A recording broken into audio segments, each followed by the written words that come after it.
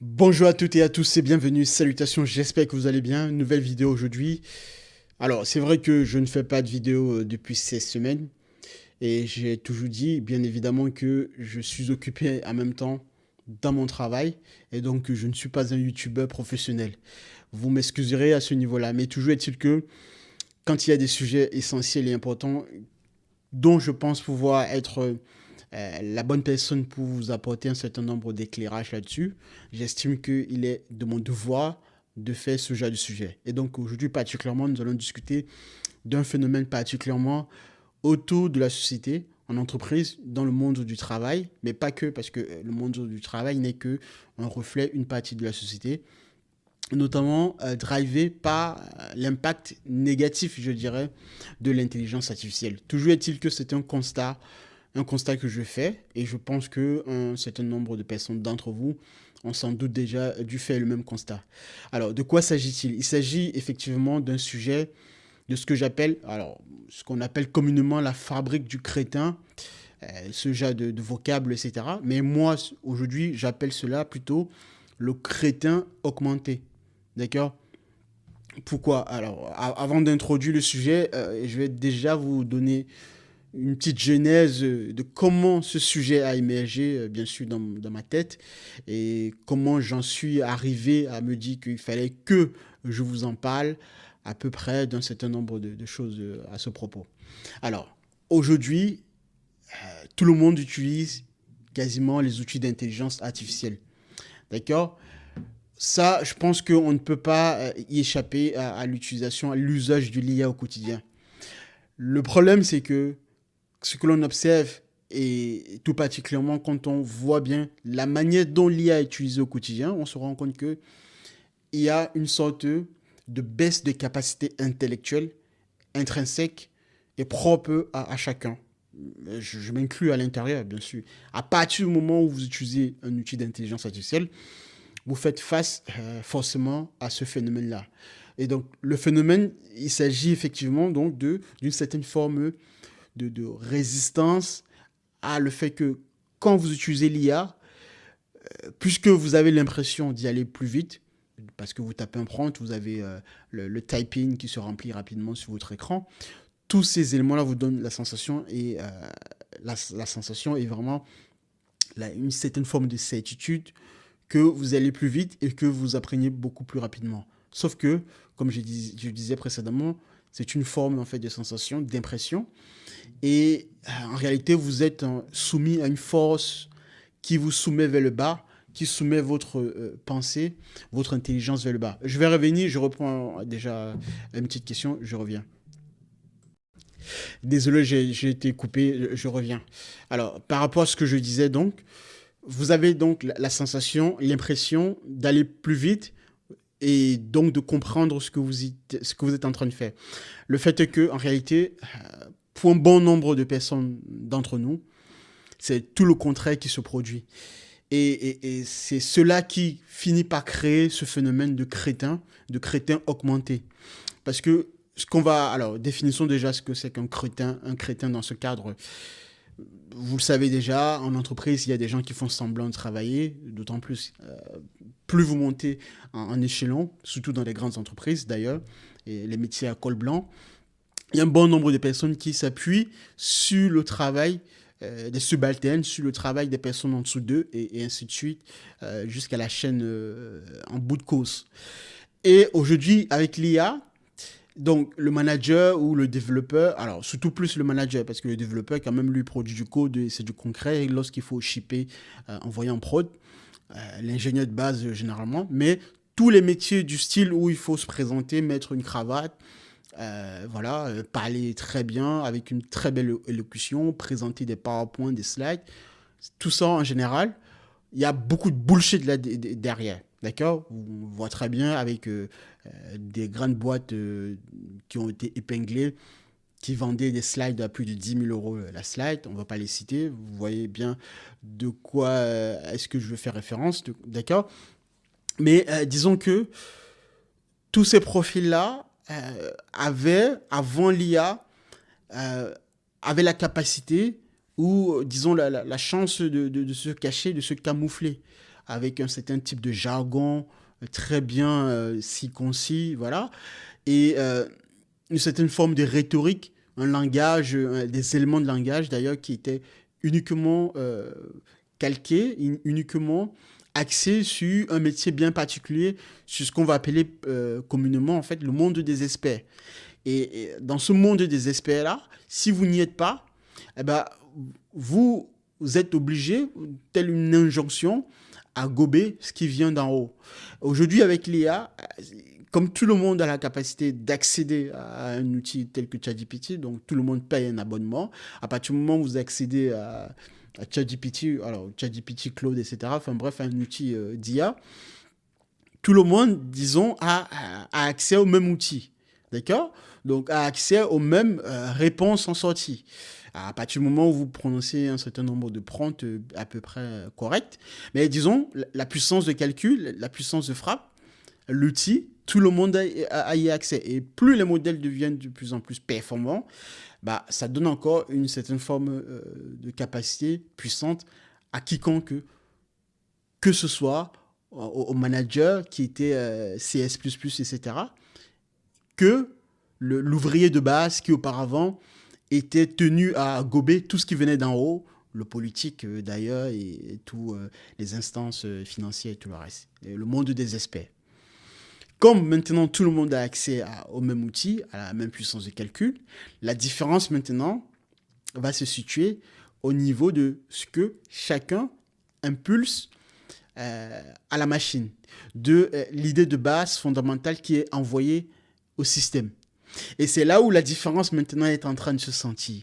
Et c'est là où maintenant, ce que moi j'appelle le crétin augmenté, une nouvelle génération d'individus qui étaient déjà là, mais qui, grâce, je dirais, ou à cause de l'IA, chacun selon son sens, donc je dirais donc que ce soit grâce ou à cause de l'IA, se révèle de plus en plus cette nouvelle génération d'individus parce que l'intelligence artificielle est donc présente dans notre quotidien, en entreprise particulièrement. Donc, il est plus facile maintenant de détecter plus rapidement un travail qui a été effectué par de l'IA, une manière ou une certaine forme de rapidité qui laisse penser que ça, ce qui a été produit comme artefact en sortie, n'est pas totalement du travail de pensée de tel ou tel individu. Alors, ceci ne veut pas dire que quand vous utilisez l'IA, vous n'avez pas une pensée. Non. Comme je disais, la différence va se situer au niveau de vos prompts, de l'art du prompting. Est-ce que vous savez prompter? Est-ce que vous savez envoyer des bonnes instructions à la machine? Et donc, plus on avance comme ça avec l'usage, avec l'utilisation de l'IA, on voit bien qu'il y a de plus en plus, et d'autant plus, une certaine forme de nouvelle génération qui est beaucoup plus présente sur les réseaux sociaux, beaucoup plus influençable, qui malheureusement a du mal à apprendre, a du mal à se saisir des vrais outils de connaissances, d'acquisition de connaissances, vont justement être très impactés par les nouveaux outils autour de l'intelligence artificielle parce que ces outils-là vont donner, je disais précédemment, la sensation, l'impression d'aller plus vite et d'en apprendre beaucoup plus rapidement, sauf que c'est tout le contraire. Et donc ça va créer comme ça de plus en plus. On est en train de vivre là présentement une création d'individus que j'appelle donc des crétins augmentés. Parce que quand vous voyez bien ce phénomène-là et que vous l'observez, alors j'ai vraiment tenu à faire cette vidéo parce que j'utilise l'IA au quotidien tous les jours. Je travaille avec des agents intelligents. Mon métier de base, je suis ingénieur informatique et expert dans l'IA. Et je développe constamment des agents intelligents. Ce que je remarque et ce qui me paraît beaucoup plus insidieux, c'est la manière dont les ingénieurs donc à la Silicon Valley ou que ce soit chez Anthropic ou chez OpenAI, ces groupes-là, en fait, il y a ce qu'on ne dit pas aux profanes, à ce que l'on ne dit pas aux personnes, à l'utilisateur final, de comment derrière ces outils sont codés, sont orchestrés pour que vous ayez l'impression d'aller plus vite pour certaines personnes d'ailleurs, mais pour d'autres personnes qui n'ont pas la connaissance profonde, c'est encore beaucoup plus très désastreux. Alors, j'aimerais vous apporter quand même un éclairage ici, c'est que quand vous posez, donc quand vous travaillez avec un agent intelligent, d'accord, un agent intelligent, Alors, c'est un outil déjà à la base qui est censé raisonner de soi-même, de prendre un certain nombre d'initiatives par rapport à la question que vous soumettez, et donc de dérouler un plan et de l'exécuter jusqu'au bout, tout en gardant un raisonnement correct et cohérent jusqu'au bout, de bout en bout. Donc voilà la définition très simple de ce que est un agent intelligent. Maintenant, quand il faut mettre cela en pratique d'un point de vue ingénierie, d'accord, là c'est vraiment, on entre dans la partie ingénierie, il faut tout un tas de compréhension, déjà d'environnement dans lequel l'agent intelligent va intervenir. Bon, vous utilisez Claude Code, par exemple, pour celles et ceux qui développent, ou Cursor, par exemple, qui sur la partie dev, mais pour d'autres agents intelligents, etc., le principe reste le même. Ce que je veux dire, en fait, in fine, c'est de dire ceci, c'est de dire, en fait, que dans la conception de l'agent intelligent, on va prévoir plusieurs sous-agents intelligents qui vont chacun devoir exécuter un plan bien précis.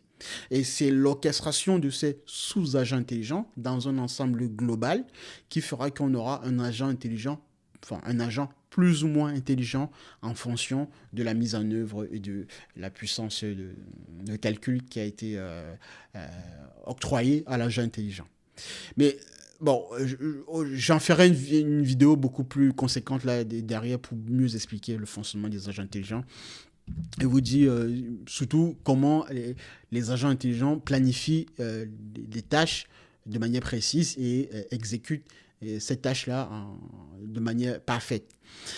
Mais le fond de la pensée derrière, c'est de dire ceci, c'est de dire en fait que pour celles et ceux qui n'ont pas une certaine forme de connaissance ou de curiosité d'aller comprendre ce qui se passe derrière, parfois, dans votre cadre du travail, dans ce que vous souhaitez exécuter au quotidien, puisque nous vivons dans une société de l'instantanéité, les gens ne veulent plus prendre du temps pour se relire, ne serait-ce qu'à minima. Beaucoup de personnes vont donc aller en besogne, et d'autant plus parce qu'on voilà, il faut rapidement envoyer un mail, envoyer un message, répondre rapidement, rédiger un document qui auparavant prenait par exemple une semaine à rédiger. Aujourd'hui, avec l'IA, il suffit d'un seul prompt, vous avez un document très bien rédigé. Mais le problème, comme je le disais, si vous ne prenez pas la peine de vous relire, de comprendre la structure du document, ce qui est le cas pour cette nouvelle génération qui est en train d'arriver, bah, au final, ça créera évidemment donc des crétins augmentés que l'on retrouve en entreprise. Mais comme je le disais, ça va beaucoup plus loin que le monde de l'entreprise, parce qu'au-delà du monde de l'entreprise, nous avons le monde de la société. Et le monde de la société, cela se ressent de plus en plus, parce qu'évidemment, vous voyez bien qu'aujourd'hui, pour échanger, pour discuter, pour communiquer, on passe maintenant par alors, certaines personnes ne prennent même plus la peine d'écrire, on va dire, de taper sur un clavier virtuel, quoique cela reste encore très problématique, mais envoie ce que l'on appelle des voices par voix vocale. Donc, on est en train de perdre comme ça au fur et à mesure notre capacité à communiquer, et tout cela a des répercussions bien que certaines personnes ne le constatent pas pour l'instant, mais toujours est-il que ça crée déjà des dégâts et ça va de plus en plus se ressentir avec l'avenir, et d'autant plus la jeune génération, les jeunes qui arrivent dans le marché de l'emploi. Bon, voilà globalement ce que je voulais vous dire aujourd'hui. Simplement, alors, s'il fallait terminer avec une note positive, c'est que pour la grande masse, pour l'heure, je précise bien, au vu de la capacité des outils IA à être très performants, il faut le dire, c'est simplement la manière dont on utilise ces outils-là qui fait que on a de plus en plus, d'une part, ce que j'appelle donc des crétins augmentés, qui ne fait que s'accroître en termes de pourcentage. Et de l'autre côté, on va avoir une minorité d'individus, des personnes comme moi, comme vous sans doute d'ailleurs, qui vont bien se saisir de l'outil IA pour mieux exécuter, pour rapidement aller plus vite, mais avec un apprentissage en profondeur, avec des fondations. Et moi, donc, j'attire votre attention sur cette seconde partie-là, sur cette manière donc d'utiliser l'IA, d'en apprendre véritablement au quotidien avec des fondations solides. C'est ce qui vous permettra non seulement de garder votre emploi dans la société, de pouvoir vous reconvertir si possible, mais de rester vraiment libre de votre pensée, parce qu'au final, il s'agit de garder votre libre pensée, votre réflexion propre, et ce, peu importe la capacité et la puissance d'un outil d'intelligence artificielle. Abonnez-vous, likez et partagez massivement cette vidéo. Je vous dis à la prochaine. Mais c'était essentiel pour moi de faire cette vidéo parce que j'utilise l'IA au quotidien. Et donc, je voulais vous faire mon retour d'expérience là-dessus, sur la manière dont l'IA est comme ça en train d'impacter l'usager, l'utilisateur, sans que ce dernier ne puisse s'en rendre même compte de ce qui se passe réellement au final. Et si les amis, restez concentrés, abonnez-vous, likez, je vous dis au revoir.